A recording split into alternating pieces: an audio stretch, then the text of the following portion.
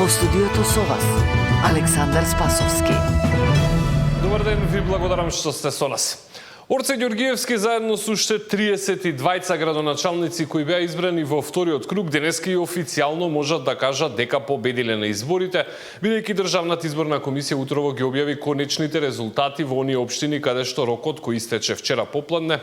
Во рокот во кој истече вчера попладне не беа поднесени приговори ниту за текот на гласањето, ниту пак за сумирањето на резултатите.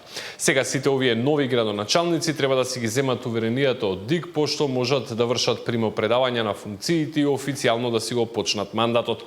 Денеска попладне во 14 часот ДИК ќе одржи нова седница на која се разгледуваат вкупно поднесени 16 приговори за изборите за градоначалници. Приговорите се поднесени во 3 општини. Приговори за процесот на сумирање и утврдување на резултатите поднел кандидатот за градоначалник на Брвеница кој ги загуби изборите Хаким Рамадани. Тој во приговорот навел сомнежи за пропусти на 8 избирачки места.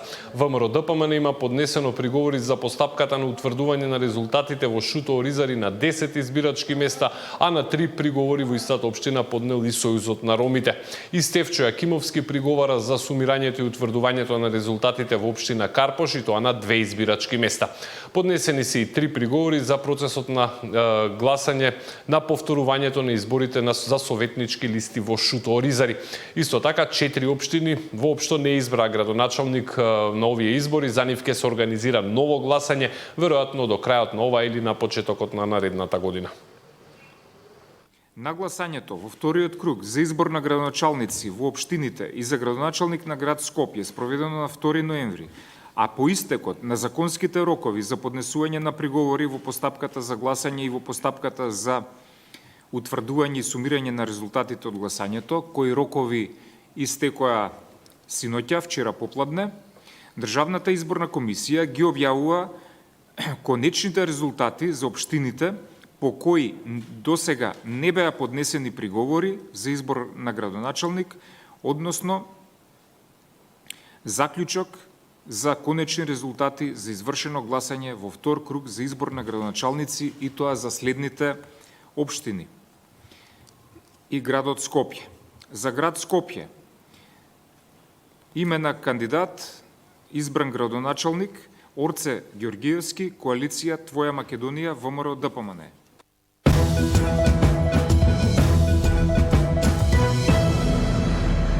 Вице-премиерот и министер за финансија Александар Николовски и вице-премиерот и министер за транспорт и врски на Бугарија денеска го потпишаа договорот за изградба на меѓуграничниот железнички тунел на коридорот 8. Церемонијата на потпишувањето беше организирана на железничката станица Ѓушево, а присуствуваа представници на Европската комисија, на НАТО и Соединетите Американски држави. Проектираната должина на тунелот е околу 2,4 километри, од кои половината е на територија на Македонија. Македонија и Бугарија по повеќе месечен застој на крајот на јуни на министерско ниво постигнаа договор за придвижување на работите за железничкото поврзување. Следеше состанокот на делегации на двете држави на 16 јули во Брисел, на кој беа идентификувани приоритетите, меѓу кои повторно објавување на тендерот за работите на железничкиот дел меѓу Крива Паланка и влезот на прекуграничниот тунел до крајот на годинава од страна на држава. Наша екипа беше на потпишувањето, детали очекуваме во следното информативно издание. Словеничката европратеничка со македонско потекло Ирена Јовева смета дека наративот кој го користи Европската комисија во последниот извештај за Македонија не е фер и дека земјава солидно напредува на патот кон Европската унија. Во изјава за МИА таа објаснува дека не е коректно Македонија да биде ставена во ист кош со Србија и Босна и Херцеговина, бидејќи според неа земјава има постигнато солиден напредок, иако и самата признава дека тој не е на нивото на Албанија и Црна Гора. Иако не би сакала да испадне дека ја критикувам еврокомесарката Марта Кос или комисијата, но мислам дека малку не е фер да испадне дека сме, ако така смеам да кажам, во истиот кош со Србија, па и со Босна и Херцеговина. Не е до толку дека македонската држава не напредувала. Има напредок, но оценката е премногу генерална, премногу општа. Секако не може да се каже дека Македонија напреднала толку колку и Црна Гора, но заслужува да се каже јасно и гласно дека има напредок. Мислам дека земјата напредува и дека е на добар пат во процесот на пристапување кон Европската унија, вели словенечката европратеничка со македонско потекло Ирена Јовева за МИА. Со робусно извештајче Европа прати јасен сигнал дека владата е неспособна и антиевропска, велат СДСМ во своето писмено соопштение. Ова е најлошиот извештај за Македонија во последните 10 години.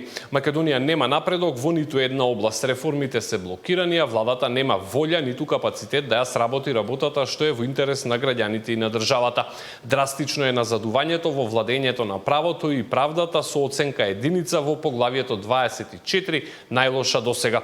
Судството е под политички притисоци, реформите се во застој, антикорупцијските механизми не функционираат, јавната администрација е нефункционална, а 60% од законите се носат на брзина, без дебата и без транспарентност, се вели во соопштението кое што утрово го испратија од Социјалдемократскиот сојуз.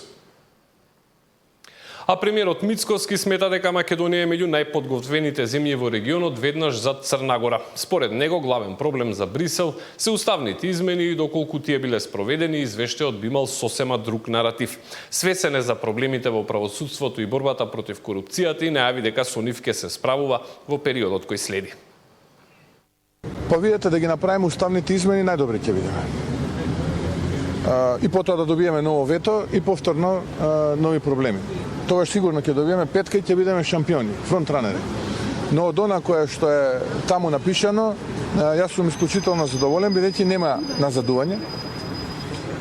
Има стагнација во неколку области, знаеме сите, и тоа ние сите го зборуваме, тоа е владењето на правото, борбата против криминалот и корупцијата, и затоа нон-стоп зборувам дека се потребни промени во судскиот совет, во обвинителството и така натаму, и сега веќе по завршувањето на изборите многу посериозно ќе се занимаваме со таа тема, додека пак во сите други области има одреден мал напредок или значителен напредок, така што јас генерално можам да го оценам како добар.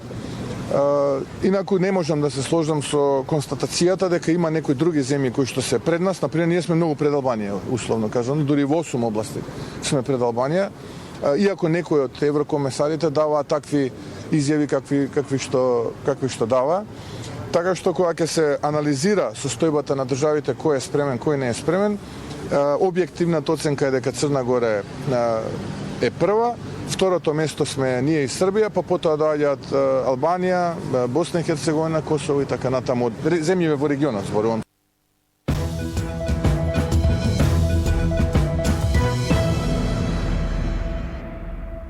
Властите очекуваат новата стратегија за образованието што треба да биде скроена до крајот на годината да резултира со подобрување на лошите резултати што македонските ученици ги имаат на тестирањата како што е PISA. Меѓу клучните приоритети кои се очекуваат од нејзината имплементација се подобрување на квалитетот на наставата, едносменско работење и вметнување на вештачката интелигенција во образовниот процес. Започнавме реформски процеси во сите образовни сегменти, одеднаш и паралелно, бидејќи застојот беше очигледен.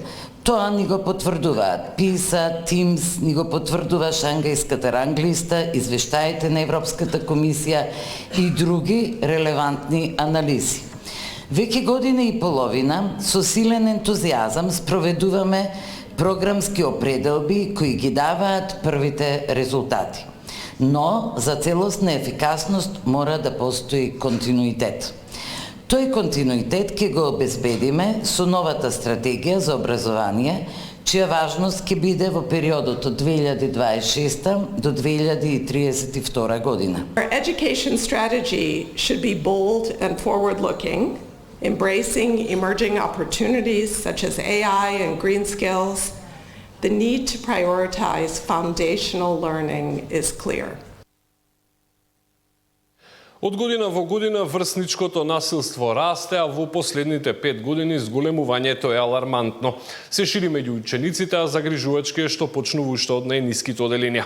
Освен поради лични конфликти, дел од насилството има и етничка позадина. Присутно е и на социјалните мрежи, каде учениците се соочуваат со навреди и закани, додека наставниците предупредуваат дека етничката припадност често е причина за конфликтите. Булингот е почесто во основно образование, за разлика од албанската и од другите етнички заедници кои што кажаат дека булингот повеќе е во средно училиште. Друго нешто по однос на конкретнава тема што денеска ќе обработуваме е исто и различниот став помеѓу наставниците и учениците.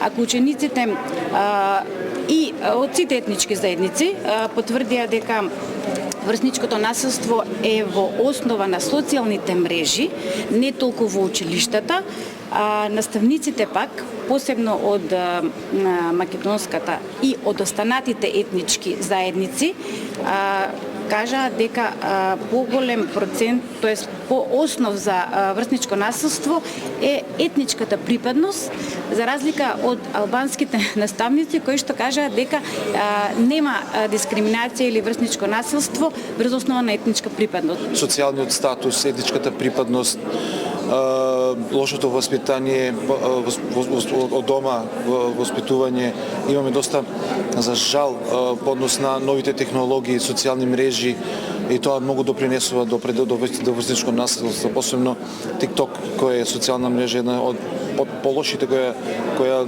за жал влие негативно на кај децата.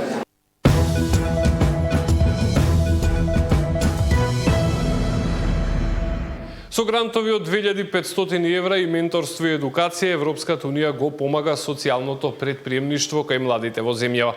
Најдобрите тимови денеска добија дополнителни 5000 евра за да ја развијат својата идеја во конкретен бизнис. Од Министерството за труд и социјала најавија нов предлог закон, чија цел е да ги опфати социјалните категории млади и финансиски да им помогне за полесно да отворат бизнис. Проектот Рајс, кој што е од 2019 година до сега, има цел да ги поддржи младите социјални предприемачи од целиот регион на Западен Балкан, преку не само финансиски средства, но и целосна менторска поддршка, настани, тренинзи, регионални кампови и поддршка преку разни настани за мрежување и посета на добри социјални предпријатија успешни во регионот. И од 2019 до сега имаме поддржано над 850 млади кои што биле вклучени во програмата, не само со своји бизнес идеи, но и со целокупна поддршка која што веќе ја спомнав. И со грантови имаат 135 тимови на млади, бидејќи секогаш во тим тие работеа од идеја до реализација, до имплементација на својот бизнис. Ќе се воспостави правна, институционална и финансиска рамка за развој на социјалните предпријатија и горди сме што како влада, како држава, идеме чекор напред, се со цел да создадаме едно општество каде што никој, ама баш никој нема да биде оставан назад.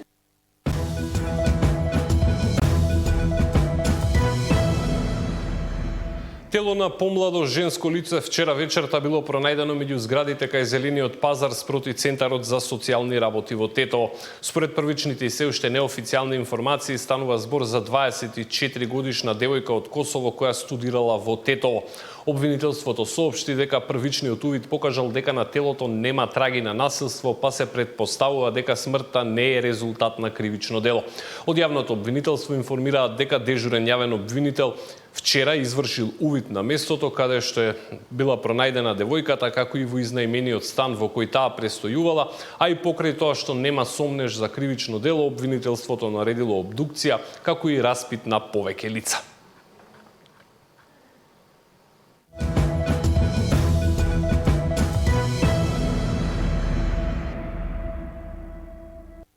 Агенцијата за храна и ветеринарство запленила нешто помалку од 2 тони небезбедни апетисани при контрола на возило во Скопско Чучер Сандево. Според информациите, запленети се околу 1 тон кршени ореви и уште близу 600 килограми кикирики во зачинета обвивка.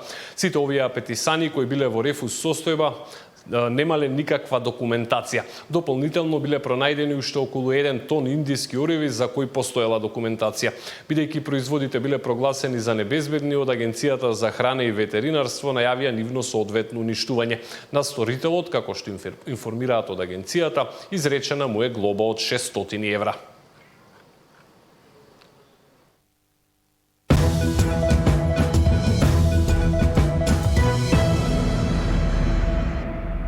Блокот информации од нашата дописничка мрежа го почнуваме во Штипот, каде нашиот дописник јавува дека голем број на студенти од Турција кои студираат на универзитетот во овој град имаат проблем со регулирањето на престојот, поради што само лани 40 биле депортирани. За да се надмине проблемот, оваа година надлежните подобро се организираат за да им овозможат услови на околу 500 турци кои решиле да студираат во Штип. Трајан Ристовски е на оваа тема. Полицијата и Штипскиот универзитет Гоце Делчев со заедничка стратегија за полесна легализација на предстојот за турските студенти. Дел од нив се соочуваат со административните шкоти и недоволна информираност, поради што не може да го регулираат својот предстој. Ова година нема долги чекања, како што ви реков, до лани имаше. Ама од ова година, благодарение на началникот на Исток, веќе тој презема конкретни чекори и сега секој ден веќе ги примаат документите и ги решаваат во највкусен рок. Само минатата година, поради тоа што не успеале да ги средат документите за предстој, од Македонија во Турција се депортирани околу 40 на студенти. И заради тоа што немале добиено престој и биле депортирани. Така што се надеваме дека тие студенти повторно ќе се вратат, после знаете дека 3 месеци мора да останат надвор од Република Македонија, после тоа повторно ќе продолжат своите студии при нашиот универзитет. Во моментот на Штипскиот универзитет Гоце Делчев има околу 500 студенти од Турција, а најголем дел од нив студираат на факултетот за медицински науки. За Сител, Трајан Ристовски. Охридскиот завод за заштита на спомениците ја доби наградата за најдобар словенски музеј, која по словенската божица на животот и виталноста се нарекува Жива, а ја доделува Форумот на словенски култури. Во Охрид сметаат дека тоа ќе биде причина плюс за многу туристи да дојдат и да ги видат природните убавини на овој град. Нашата охридска дописничка Нина Аритоновска. Охрид со своето богато културно наследство долго време е магнет за туристите од целиот свет. Градот под Самуиловата тврдина привлекува посетители кои се во потрага по автентични искуства, како што се истражување на културно-историските знаменитости и учење за историјата и традицијата на регионот. Наградата Жива за најдобар словенски локалитет од Охридскиот завод и музеј вела дека ќе отвори можности за поголема промоција и видливост на локалитетите во европски и светски рамки. Наградата особено е значајна и за наша промоција идна во однос на развој на понудата во како една нова туристичка понуда, особено во развојот на културниот туризам. Таа мрежа која ги соединува сите словенски музеи во Европа, а особено од оваа година стартува и нова награда која се однесува на негување на словенската култура и надвор од словенските земји. Наградата Жива всушност представува мрежа која обединува речиси 250 музеи, локалитети низ 13 словенски земји. Нашата институција по втор пат беше номинирана за најдобар музеј или најдобар словенски локалитет.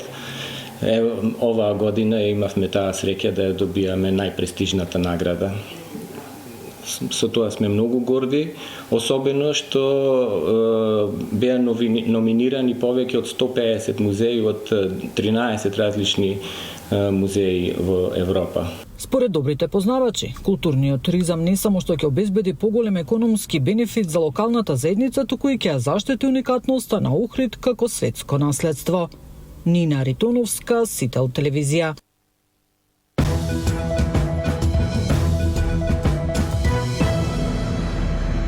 Вести од свет